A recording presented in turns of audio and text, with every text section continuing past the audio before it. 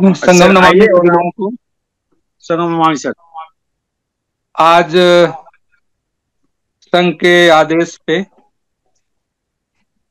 केवल समण, जो 10 गोल्डन रूल हमारा है संघ का, जो विनय है, जिसपे हम अपनी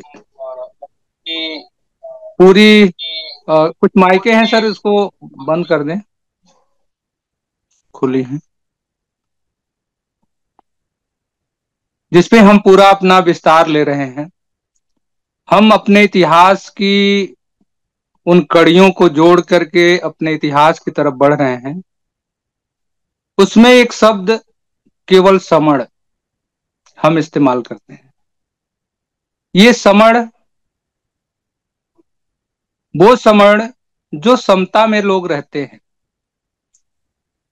वो समण जो किसी भी विषमता को स्वीकार नहीं करते, वो समण जो किसी भी प्रकार की असमानतावादी व्यवस्था को स्वीकार नहीं करते, यानी वो समता में रहते हैं। समता में वो कैसे रह लेते हैं, कैसे वो समण हैं, कैसे वो समता में रह लेते हैं? तो एक शब्द और आता है समन। समन वो शब्द आता है जो अपनी बुराइयों, अपनी वृत्तियों को पे विजय प्राप्त कर लेता है, यानी अपनी बुराइयों को नष्ट कर देता है, समन कर देता है, वो समण हो जाता है। और जो बुराइयों वृत्तियों को समन कर लेता है, वो महासमण कहलाता है। आप देखेंगे तथागत बुद्ध हैं, कबीर हैं, रैदास हैं, ज्योतिबा फूले हैं, साहू हैं, बाबा साहब अम्बेडकर हैं, मान्यवर कांशीराम साहब, इनके अंदर कोई बुराइयां नहीं है। ये अपनी बुराइयों पे का समन कर लिया, विजय प्राप्त कर लिया, अर्थात वो समता में रहने वाले लोग हैं, समण लोग हैं।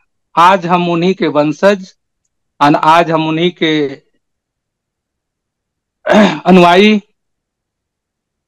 समतावादी लोग अपने देश की पुरातन व्यवस्था को, पुरातन नीतियों को, पुरातन सभ्यता को पुनर्जीवित कर रहे हैं। जैसा कि संघ कहता है कि हम समण संघ चक्र प्रवर्तन कर रहे हैं, यानी हम समण संघ का पहिया चला रहे हैं, गति दे रहे हैं। ये संघ जो पुरातन है, जो सभ्यताई जीवन को समता में रह करके चलाता है, वो पहिया जो किसी कारणवश रुका रहा, लेकिन आज वो गतिमान हुआ है, अपने मार्ग पर, अपने अस्तित्व के लिए, अपने अपनी सभ्यता को पुनर्जीवित करने के लिए गतिमान हुआ है, चल पड़ा है। तो आज वो समण केवल समण है।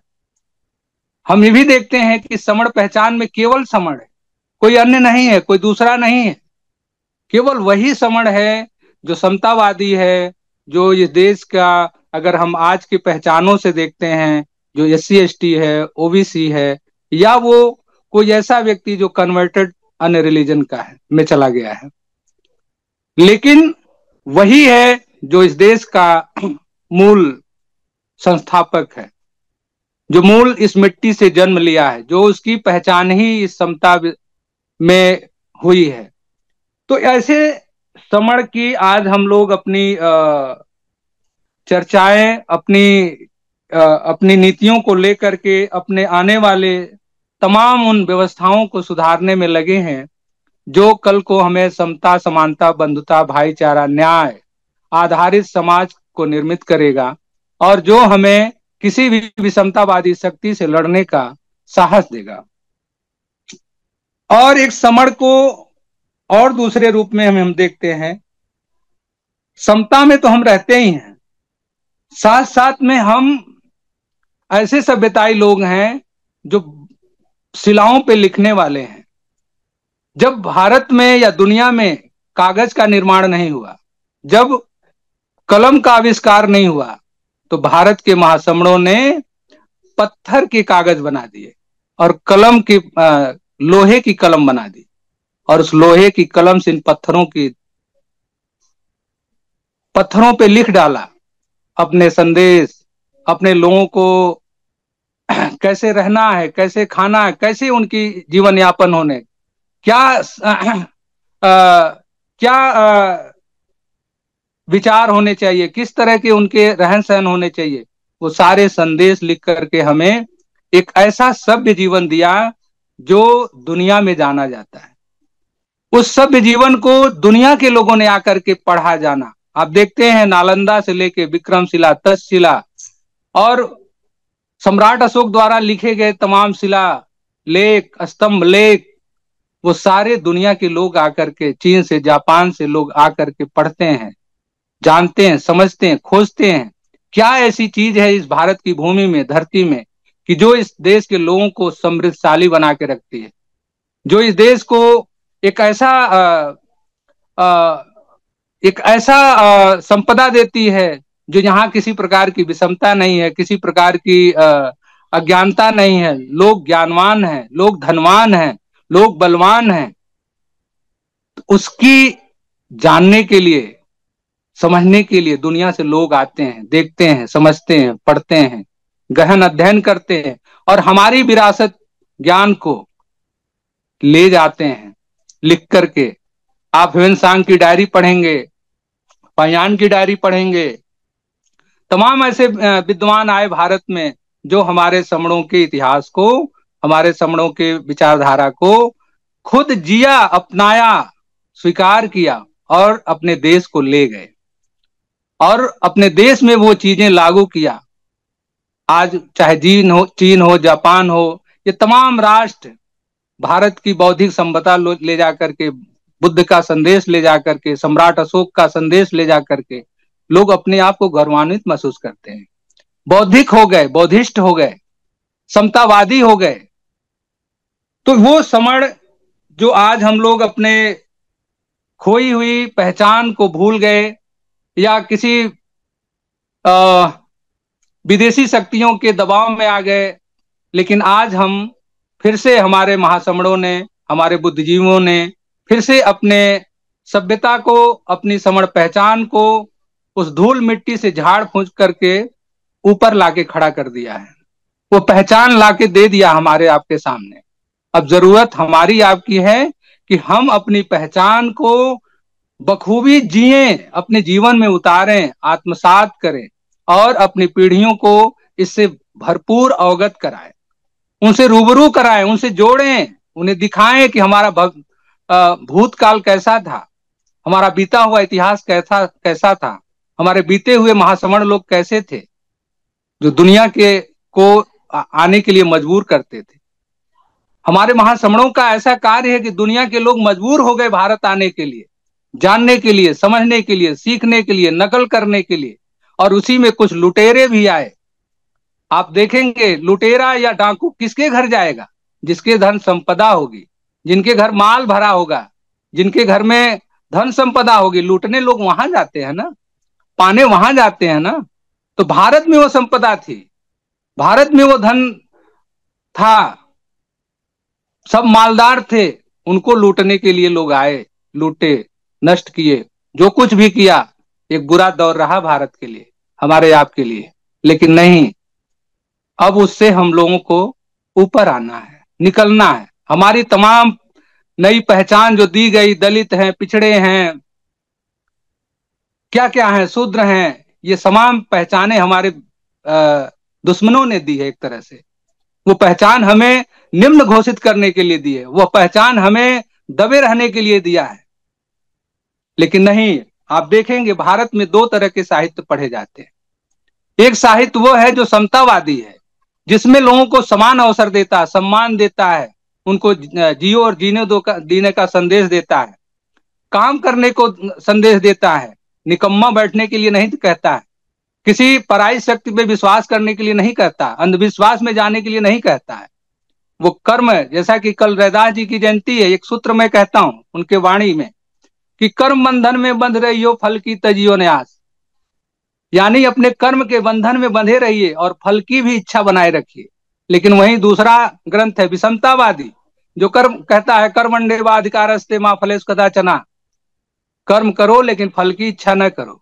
ऐसे कैसे हो सकता है कि हम कर्म करें, कार्य करें और उसकी फल की इच्छा न करें?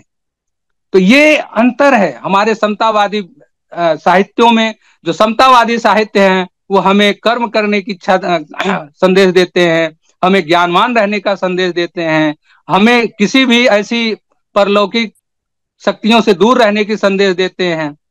तो वहीं दूसरे ग्रंथ हैं जो विषमतावादी हैं, जो हमें बांटते हैं, हमें टुकड़ों टुकड़ों में बांटते हैं, हमें वर्ण में बांटते हैं, जाति में बांटते हैं, सछूत अछूत में बांटते हैं, तमाम ऐसे तरह के बंटवारे करते हैं। और सारी चीजों को पाने के लिए भगवान किसी अन्य अदृश्य शक्ति का उदाहरण देते हैं कि आप गरीब इसलिए हैं कि आपके भाग्य में नहीं है, आप गरीब इसलिए हैं कि भगवान ने ऐसा नहीं चाहा।